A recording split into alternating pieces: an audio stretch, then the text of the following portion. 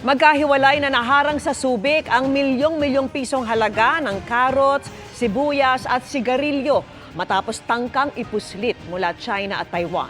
Wala umanong kaukulang dokumento ang mga yan, kaya hindi tiyak kung ligtas sa kalusugan. At nakatutok si Ivan Mayrina.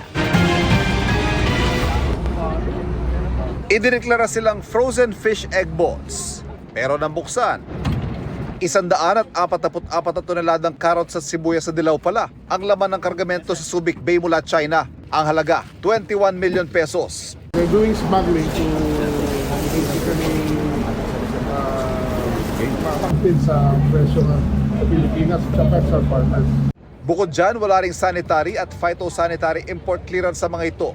Required yan para masigurong ligtas sa kalusugan.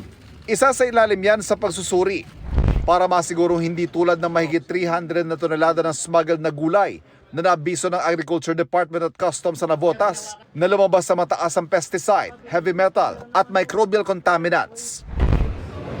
Sa hiwalay na operasyon, Subic pa rin, bistado rin ang 2 container ng smuggled na sigarilyo na idineklarang tissue.